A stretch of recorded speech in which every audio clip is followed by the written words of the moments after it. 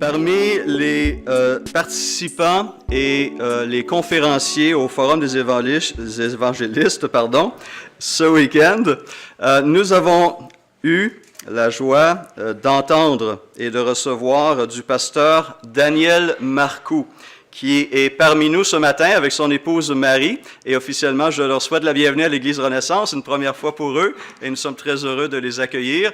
Nous nous connaissons depuis un certain nombre d'années, et on a une sœur en particulier qui les connaît encore mieux que moi, Marie Lavoie, qui a été une ancienne membre de leur communauté.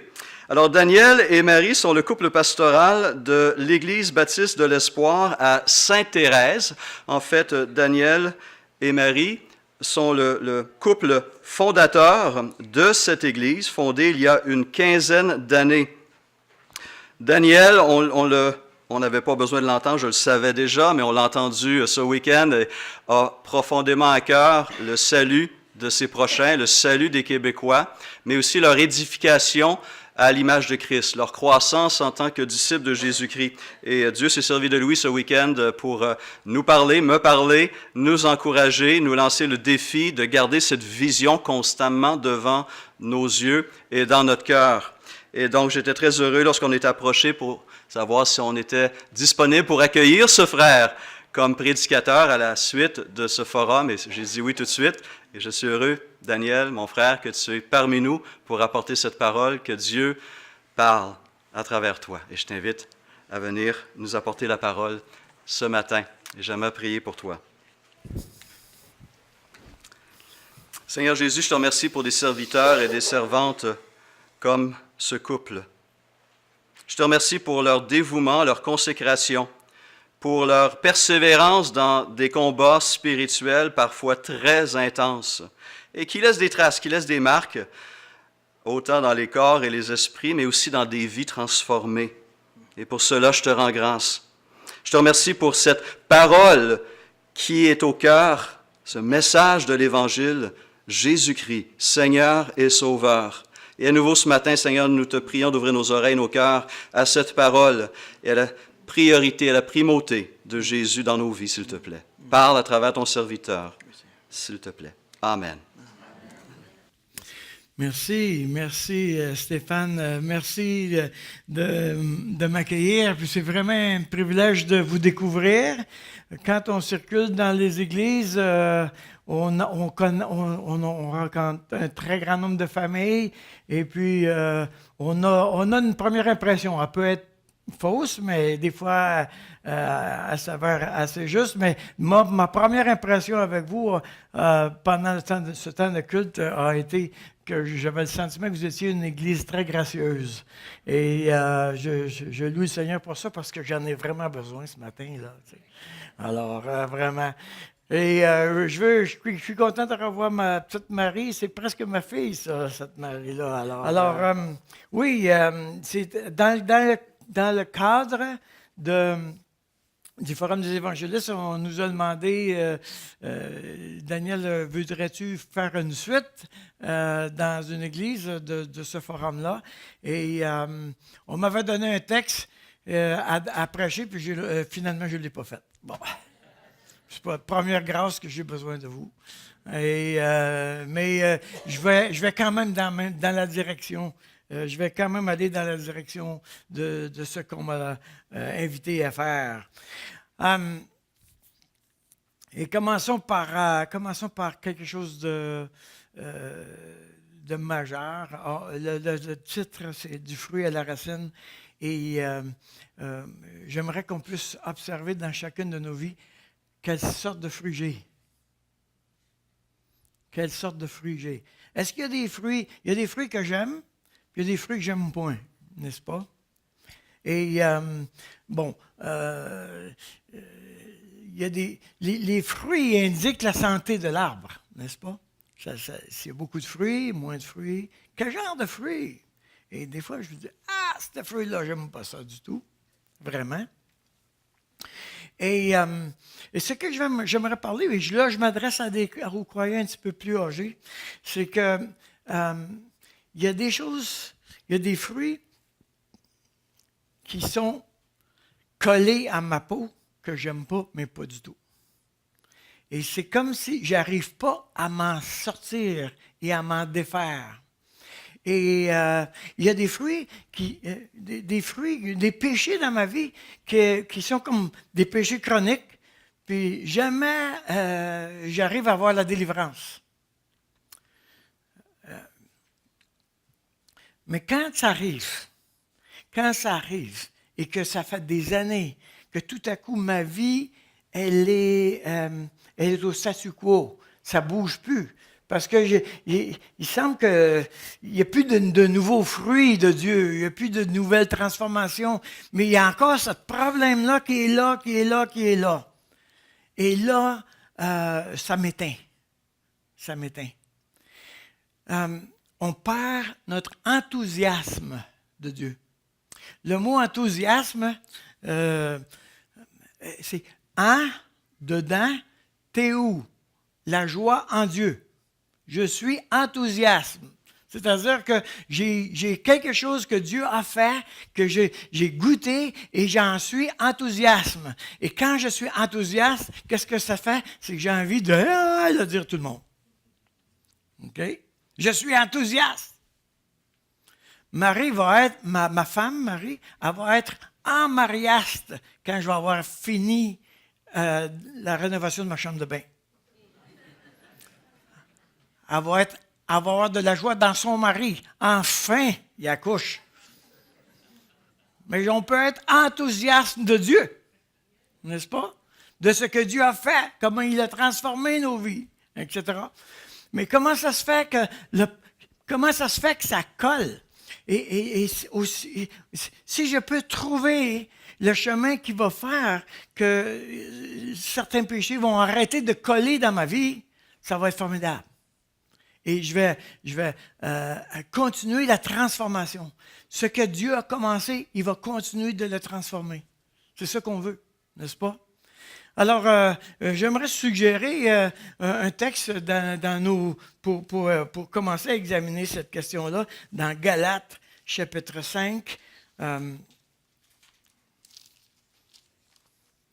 Galates, chapitre 5, et au verset 13.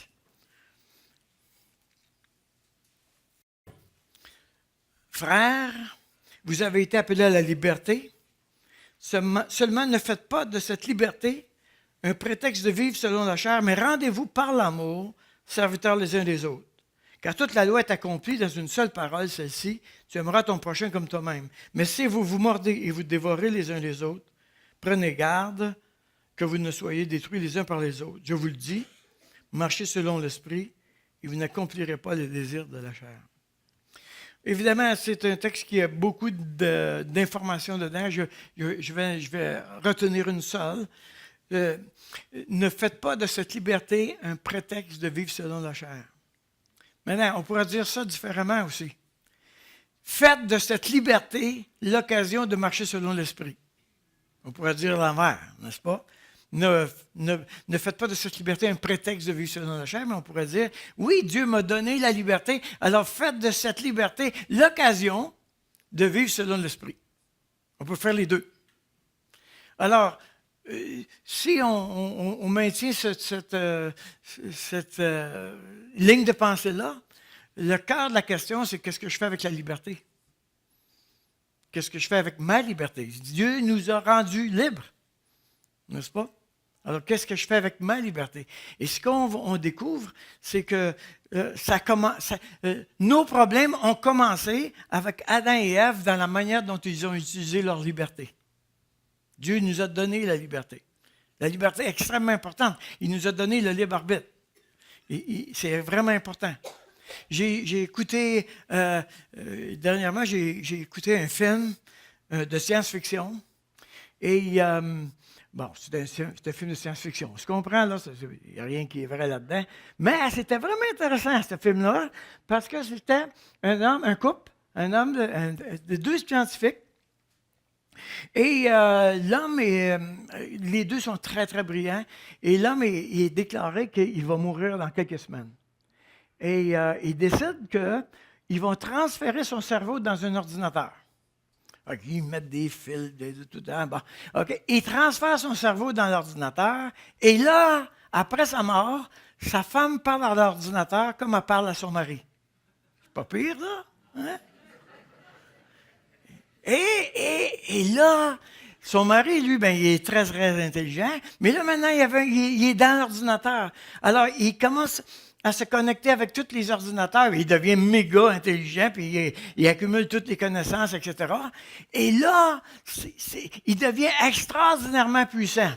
Et là, il se met à faire du bien partout, partout. Il résout les problèmes écologiques, il résout les problèmes de maladies, il guérit des gens, il résout les problèmes de main-d'œuvre, il résout tous des problèmes qu'on connaît, il les résout. En fait, habituellement, dans des films de science-fiction, l'ordinateur fait toujours des mauvaises choses. Êtes-vous d'accord? Mais là, il fait juste des bonnes choses. Juste des bonnes choses. Mais là, tout à coup, les humains décident qu'il faut tuer cet ordinateur-là, ça n'a pas de bon sens. Et là, c'est bizarre. Comment ça se fait qu'ils veulent tuer l'ordinateur alors qu'il fait juste du bien? Et tout à coup, ça devient assez évident pourquoi ils veulent tuer l'ordinateur. C'est parce que l'ordinateur est tellement intelligent qu'il pense plus vite qu'eux autres. Alors, ils n'ont pas l'occasion de dire leurs mots. Ils ont perdu la liberté de décider. C'est intéressant, hein? Alors, Dieu, il pourrait faire ça. Hein? Il pourrait faire comme l'ordinateur, faire juste du bien. Juste du bien partout sur la planète. Guérir les affaires, résoudre les problèmes d'écologie, toutes les souffrances. Il pourrait tout faire ça. Mais on ne serait pas content parce qu'on ne peut pas choisir. Wow! C'est spécial, hein? C'est bien spécial. C'est vraiment important, la liberté. Alors, Dieu a donné à Adam et Ève la liberté. Il a donné l'usage de la liberté. Alors, regardons un petit peu comment ça fonctionnait. Quand Dieu nous a créés, il nous a enracinés dans la loi. La loi est extrêmement bonne, elle est excellente, juste bonne. Et là, dans Genèse, il leur donne une loi. Mangez de n'importe quoi, mais pas ça. Vous pouvez en manger, mais voici les conséquences. Vous allez mourir. Donc, il leur donne une loi, une très bonne loi. OK? Mais évidemment, qu'est-ce qu'Adam et Ève ont fait? Ils ont écouté un mensonge. Ils ont écouté un mensonge au sujet de Dieu. Pas sûr que Dieu est si bon. Je pense qu'il vous empêche d'avoir quelque chose. Il vous empêche d'avoir du bien. Et là, il achète l'idée que Dieu leur empêche d'avoir quelque chose de bien. Il achète cette idée-là. Alors, qu'est-ce qu'ils font? Ils regardent, ils requestionnent la loi de Dieu, puis ils décident que, oui, le fruit a de l'air d'être bon à manger, agréable à la vue, etc. Donc, moi, j'en prends. Quel est le fruit de ça? Évidemment, c'est la mort. Alors, comment moi, j'utilise ma liberté? La raison pourquoi j'ai un fruit que j'aime pas, c'est qu'à quelque part, j'ai utilisé ma liberté pour croire un mensonge. Je la répète, celle-là. La raison pourquoi j'ai un fruit que j'aime pas, c'est que j'ai utilisé ma liberté pour croire un mensonge. Mais plus je vois des mauvais fruits dans ma vie, moins je suis excité de Dieu. Savez-vous qu'est-ce qui se passe après 10 ou 15, comme pasteur, ça fait 35 ans que je suis pasteur. Qu'est-ce que vous pensez que les gens me disent quand il s'agit de ne pas évangéliser? Pourquoi il ne faudrait pas évangéliser? Ils me disent, Daniel, j'ai des problèmes dans ma vie que je n'arrive pas à résoudre. Comme pourquoi j'irais voir d'autres pour leur dire que c'est une bonne nouvelle quand c'est même pour moi, ce n'est pas une? Je ne peux pas dire que l'Évangile, c'est la réponse à nos problèmes. Moi, j'en ai des problèmes, puis ça n'est même pas une réponse pour moi. Pourquoi j'irais le dire aux autres? Et évidemment, on s'éteint. Alors, qu'est-ce qu'on voit quand il y en a beaucoup de situations comme ça? Ce qui se passe, c'est ceci. C'est que tu acceptes le Seigneur, tu es tout excité, tout à coup, tu rencontres des problèmes que tu n'arrives pas à résoudre. Ta vie s'enlise, tu arrêtes d'avoir la joie de la transformation de Dieu, tu restes loyal à l'Église pendant un certain temps, et après un certain temps, tu quittes l'Église. C'est une raison pourquoi est-ce qu'il y a beaucoup d'églises, si tu vas les voir 10 ans après, que ce n'est pas la même église? Pourquoi? Parce que ceux qui ont vécu, qui n'ont pas vécu la transformation, ils sont encore des croyants, ils sont encore sauvés, mais pourquoi j'irai à l'église? Il ne se passe plus rien pour moi. Les adultes, on ne fait pas des choses pour rien. On fait juste les choses qu'on considère que ça vaut la peine. Il n'y a personne qui va prendre un cours d'espagnol s'il pense qu'il n'aura jamais l'occasion de prendre un cours d'espagnol. Êtes-vous d'accord? Il y a juste les fous. Bon, il y a-tu des fous ici? Non, il y en a qui prennent des cours pour leur propre intérêt personnel. On s'entend, j'agace là. Mais en général, il n'y a personne qui... Tu sais, je veux dire, tu n'iras pas faire un cours de physique quantique, hein? Il y a juste Marie qui va faire ça.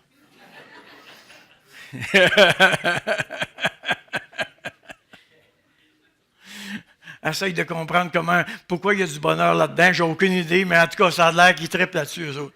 Bon. Mais comment est-ce que j'utilise ma liberté? Alors, regardons, si vous le permettez, 3 manières dont je peux utiliser ma liberté. Je peux utiliser ma liberté pour utiliser la loi. C'est bizarre, hein? Je peux utiliser ma liberté pour négliger la loi. Et je peux utiliser ma liberté pour vouloir obéir à la loi. Regardons les 3. Première utilisation de ma liberté, je peux utiliser ma liberté pour utiliser la loi. C'était le problème dans Galates. Dans Galates chapitre 5, verset 1, on est dans le même chapitre, là. Il dit, c'est pour la liberté que Christ vous a franchi. Demeurez donc ferme et ne vous laissez pas mettre de nouveau sous le joug de la servitude. Alors, qu'est-ce qu'ils sont en train de faire? Les Galates, les judaïsants viennent à l'église de Galates et ils disent, vous êtes des chrétiens, vous autres? Oui, on est des chrétiens. Est-ce que vous êtes des chrétiens consacrés? Oui, on est des chrétiens consacrés. Nous autres, on est des juifs. Est-ce que vous êtes d'accord qu'on connaît le Dieu de la Bible bien avant vous? Oui, c'est ça, vous connaissez le Dieu de la Bible bien avant vous. Est-ce que le Dieu de la Bible, c'est le même hier, aujourd'hui, éternellement? Oui, c'est le même Dieu hier et aujourd'hui, éternellement. Alors, écoutez bien, le Dieu de la Bible dit que le peuple de Dieu est circoncis, donc vous devriez vous faire circoncire. Ah! Hey, je veux obéir à la loi, moi, là. Hein? Vous autres, vous êtes toute une église de circoncis, mon Stéphane? Il faudrait vérifier ça un petit peu, là. Mais pourquoi est-ce que les judaïsants voulaient que ça arrive? Parce qu'ils étaient en train de dire, si on obéit à la loi, on va être accepté de Dieu.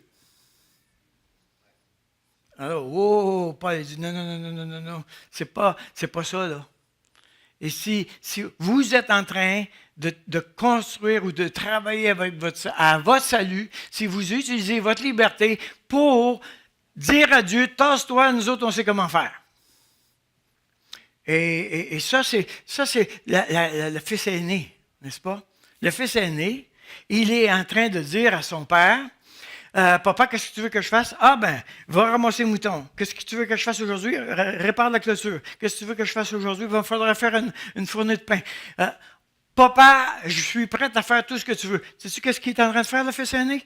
Il est en train de monter une facture.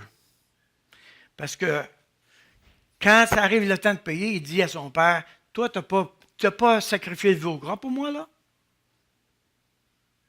Et on monte une facture. Je performe pour plaire à Dieu, mais si je performe pour plaire à Dieu, mais maintenant je suis en train de monter une facture. C'est la raison pourquoi les croyants, quand ils ont une épreuve, sont en train de dire, Dieu, c'est pas juste que je vive une épreuve, tu me dis que je devrais vivre heureux. Et je n'accepte pas la souffrance, je n'accepte pas l'épreuve, parce que j'ai été loyal, je suis venu à l'église tous les dimanches, j'ai fait un ministère, même j'ai dit oui au pasteur, imagine-toi, c'est épouvantable, mais je l'ai fait, juste pour toi, ce plaisir.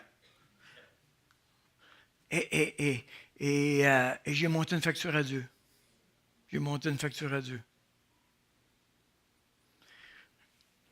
Alors, Dieu, il faut que tu payes maintenant. Alors, j'utilise la loi pour manipuler Dieu, n'est-ce pas? Alors, le fils aîné est dans la performance. Je peux être un croyant depuis un grand nombre d'années, mais quand je suis un croyant qui performe. C'est-à-dire que la raison pourquoi je fais les choses, c'est que j'ai peur d'être accusé par Dieu. Je me sens coupable et je dois régler mon problème de culpabilité. Je crois que Dieu va être heureux si je le sers, j'ai un ministère. Je fais beaucoup d'affaires. Je ne suis pas entré dans le repos de Dieu parce que maintenant, la vie chrétienne, c'est un paquet d'affaires à faire. Et je suis dans la performance. La deuxième manière d'utiliser ma liberté, et les fruits de l'esprit, évidemment, c'est la perte de l'assurance du salut, la vie est lourde, etc. Pourquoi? Parce que le mensonge de la racine, c'est que je crois que Dieu n'est pas suffisant pour régler mes problèmes, je dois les régler moi-même. Dieu n'est pas suffisant pour m'assurer ma joie, ma liberté. Je dois m'engager là-dedans. Mais quand je suis en train de mettre Dieu de côté parce que je crois que Dieu n'est pas suffisant, que j'utilise ma liberté pour performer moi-même, eh bien, ma vie devient épouvantable. C'est pas rare, il y a des croyants qui pensent qu'ils sont en danger de perdre leur salut. C'est pas rare. Mais la raison principale, c'est qu'ils ne croient pas que Dieu est suffisamment bon pour les garder, même s'ils ont péché. Le deuxième, il y a un défaut dans cette église-ci. Ça finit à 11h25. Je ne sais pas comment je vais y arriver, là, mais bon, on va... Le deuxième, je peux utiliser ma liberté pour négliger la loi. Okay? Il dit au verset 13, « Frères, vous avez été appelés à la liberté, seulement ne faites pas de cette liberté un prétexte de vivre selon la chair, mais rendez-vous par l'amour serviteur les uns les autres. » Je peux utiliser ma liberté pour négliger la loi. Alors, qu'est-ce que je fais? Je dis, « Hey, maintenant, ne venez pas me dire quoi faire. Moi, je suis sous la grâce, je ne suis plus sous la loi. Ne venez pas me condamner ou me juger pour ce que je fais. Je ne suis pas sur la loi, je suis sous la grâce. » Et au nom de la grâce, on utilise notre liberté pour faire n'importe quoi. C'est le fils cadet. Le fils cadet, il dit au père, « Hey, j'aime ça tes biens, mais moi, j'ai une meilleure idée comment on peut utiliser tes biens. Alors, donne-moi ma part, je vais te montrer comment je fais, moi. » Et j'utilise les biens du Père pour profiter, pour m'auto-gratifier. Okay? Et tout l'ensemble de ma vie est orienté pour utiliser les biens. Dieu me donne un auto, de l'argent, un salaire, il me donne des biens, et j'utilise ces biens non pas pour lui, non pas pour être avec lui, mais pour mes propres avantages personnels, comme le fils cadet. Alors, je suis dans l'autogratification. Je veux dire que l'ensemble de nos croyants dans nos églises, là, je ne parle pas pour l'église ici, je parle de l'ensemble de ce que je peux observer, on est beaucoup là-dedans. Moi, j'ai accepté le Seigneur il y a 40 ans, on était à l'autre bord. On était en performance à fond. Okay? Il fallait faire ceci, il fallait faire cela, il fallait faire ceci, il fallait faire cela. Mais là, maintenant, on est à l'envers. On est vraiment à l'autre bord. On est sous la grâce, puis ça va de même. Bon. On s'auto-gratifie. On s'auto-gratifie. On se fait plaisir. Et qu'est-ce qui se passe? Je crois le mensonge que Dieu ne peut pas rencontrer mes besoins, mon plaisir. Je ne crois pas que Dieu veut que j'aie du plaisir, comme moi je pense que je devrais avoir du plaisir. Je crois ce mensonge-là. Alors, qu'est-ce que ça fait? Ça fait toutes sortes de désordres. On a toute une liste des fruits de la chair, n'est-ce pas, dans Galates. Ça fait toutes sortes de désordres, et tous ces désordres-là sont reliés avec le fait que moi, je veux me passer avant n'importe quoi, et particulièrement avant la loi. La troisième, c'est je peux vouloir obéir à la loi. Ça, c'est la troisième manière d'utiliser ma liberté. Je peux vouloir obéir à la loi. Attention, en passant, c'est la bonne manière, là. Mais Je n'ai pas écrit « Je peux obéir à la loi ». Pourquoi? Parce qu'il n'y a personne qui peut le faire. La seule chose que je peux, c'est de vouloir. Être d'accord avec Dieu. Tu as raison, Dieu, c'est ça qu'il faut faire. Mais le problème, c'est qu'il n'y a personne qui est capable d'obéir à la loi. Si tu dis, ah, moi, je suis capable. Ah oui, j'ai envie de t'emmener vers Jacques. Jacques, il dit, obéis à toute la loi. Si tu manques juste une fois, mon chum, t'es fait. Si tu veux absolument faire ça, là, c'est ça. La seule chose que je peux faire, c'est de vouloir obéir à la loi. Maintenant, la beauté de l'affaire, et c'est ça l'Évangile, c'est que c'est Christ qui a obéi à la loi. Est-ce que les croyants doivent obéir à la loi? Oui! On doit obéir à la loi. Est-ce que la loi dit ne tuez pas? Est-ce que vous êtes d'accord pour dire que les croyants ne doivent pas tuer? OK. Parce que si on avait le droit, probablement que l'assistance diminuerait dans l'Assemblée.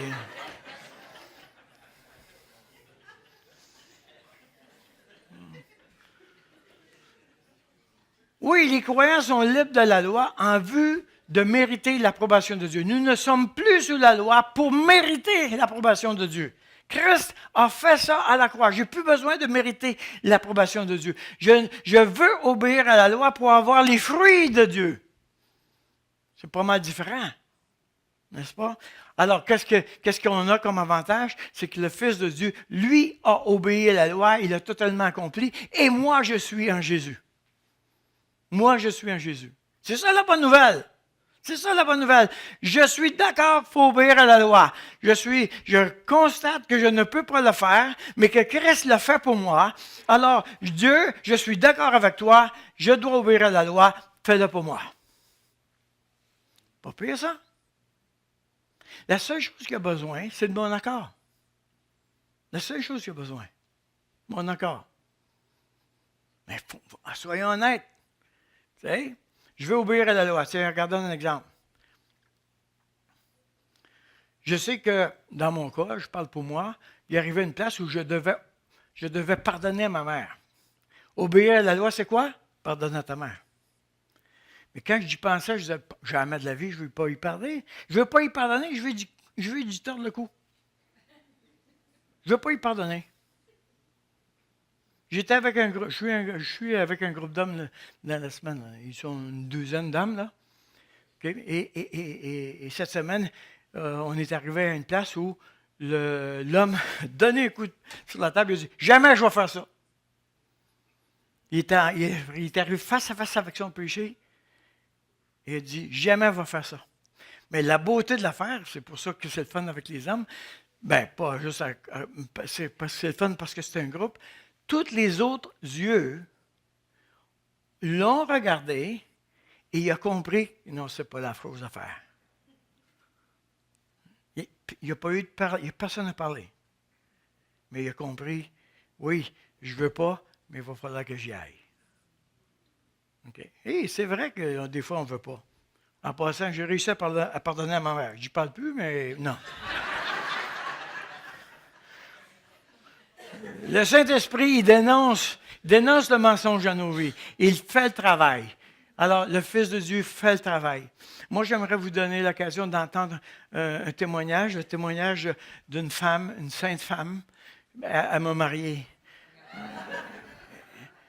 Et ça va vous donner l'occasion de voir comment, d'une manière pratique, ça se passe. Ah, tu as un micro comme ça? OK. Mais je te connais, je connais mon amour. Je sais que tu aimes mieux avoir celui-là. OK.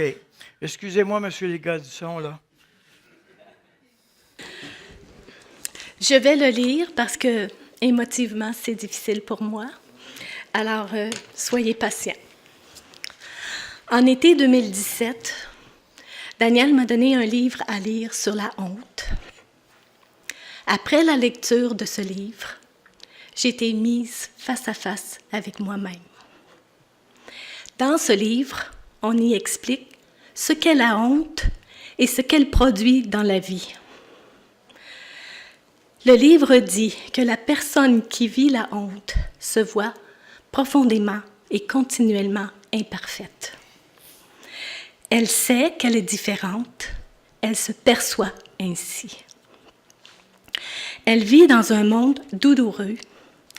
Elle sait que son destin ici-bas est de mourir et de vivre dans cette honte. Les gens qui vivent une honte profonde sont portés à se critiquer eux-mêmes. Elles sont très conscientes d'eux-mêmes et sont sensibles aux paroles qui les confirment dans leur honte.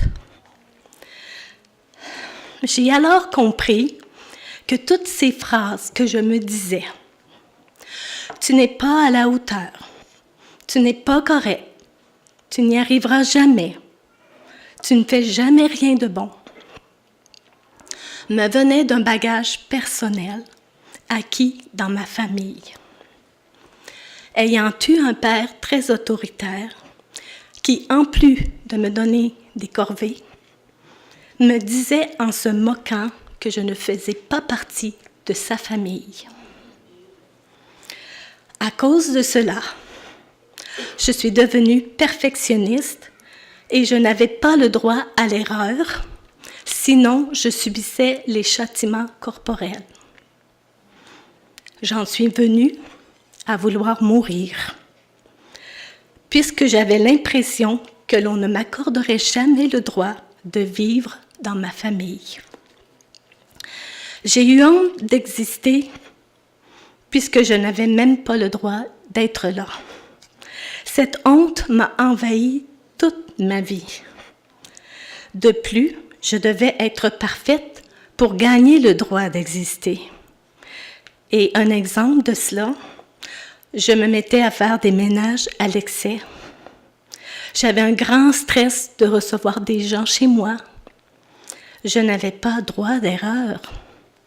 J'étais toujours en conflit avec moi-même et beaucoup de paroles que l'on m'adressait étaient interprétées comme des reproches.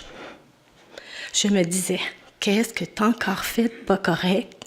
Ah, on sait bien, toi t'as pas le droit d'exister. J'ai beaucoup crié à la justice et j'ai réclamé souvent le droit d'exister. Cela m'a conduit à croire que je ne pouvais pas avoir ce droit d'exister. Alors, les idées suicidaires sont venues me hanter. Aujourd'hui, je sais que j'avais honte de vivre à cause de ce fait que je croyais que je n'avais pas le droit de vivre. Le Seigneur m'a accompagnée dans cette démarche avec moi-même. J'ai beaucoup pleuré, j'ai souffert, j'ai vu l'intensité de cette faute parce que je croyais le mensonge que Dieu lui-même ne me donnait pas le droit d'exister.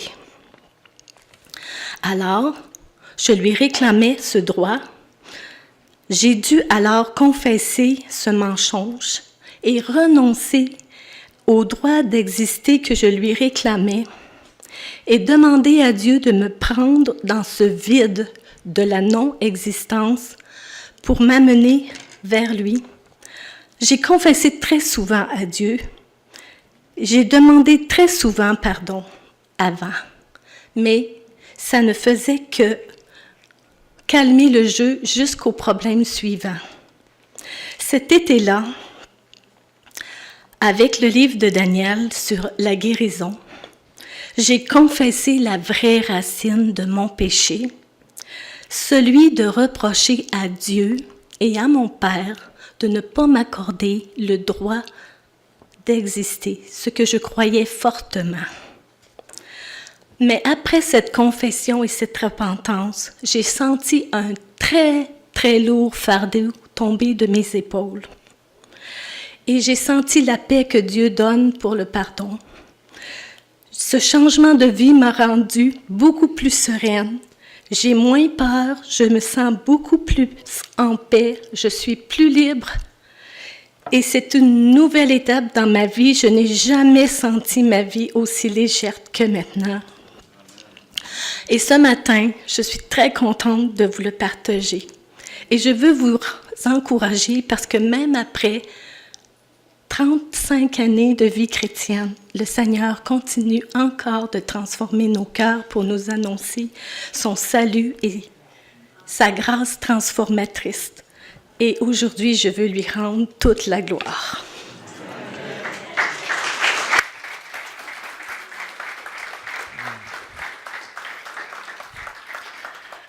Alors, ça fait des beaux fruits, n'est-ce pas? Quand on coupe la racine d'un mensonge, ça fait des beaux fruits. Ma femme est totalement transformée. J'ai une autre femme.